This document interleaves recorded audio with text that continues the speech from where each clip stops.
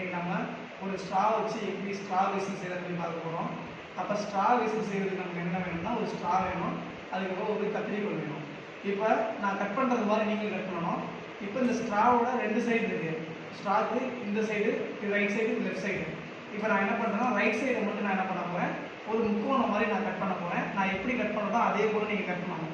இப்போ ஒரு முக்கோணம் மாதிரி கட் பண்ணணும் ரைட் சைடு. இப்போ நான் ரைட் சைடில் கட் பண்ணிட்டேன். அடுத்து இப்போ லெஃப்ட் சைடில் கட் பண்ணணும். இப்போ லெஃப்ட் சைடில் நம்ம என்ன பண்ணணும், அதையும் ஒரு முக்கோணம் மாதிரி கரெக்டாக முன்னாடி கட் பண்ணது போல் நம்ம கட் பண்ணிக்கிறோம். இப்போ கட் பண்ணிங்கன்னா உங்களுக்கு இந்த மாதிரி இருக்கும், இந்த மாதிரி கட் பண்ணிடுவோம். புரியுதுங்களா? இப்போ நெக்ஸ்ட் நம்ம என்ன பண்ண போகிறோம், இந்த ஸ்ட்ரா இருக்குல்ல, இந்த ஸ்ட்ராவை இப்படி கட் பண்ண போகிறோம். இப்படி கட் பண்ணிடுவோம். இப்படி கட் பண்ணிட்டதுக்கப்புறம் கொஞ்சம் கட் பண்ணிக்கணும். பொதுவாக ஒவ்வொரு பொருளுக்குமே பார்த்தீங்கன்னா பொதுவாக அதிர்வெண்ணுன்னு ஒன்று இருக்கும். இயற்கையாகவே அதிர்வெண் சொல்லுவாங்க. ஒவ்வொரு பொருளுக்குமே இயற்கையாகவே அதிர்வெண்ணுன்னு ஒன்று இருக்கும். இப்போ இந்த ஸ்ட்ராவுக்கும் பார்த்தீங்கன்னா ஒரு அதிர்வெண் இருக்குது. இப்போ என்னோடய வாயில் பார்த்தீங்கன்னா காற்று இருக்குது, அதே போல் இந்த ஸ்ட்ராக்கு உள்ளாரையும் பார்த்தீங்கன்னா காற்று இருக்குது.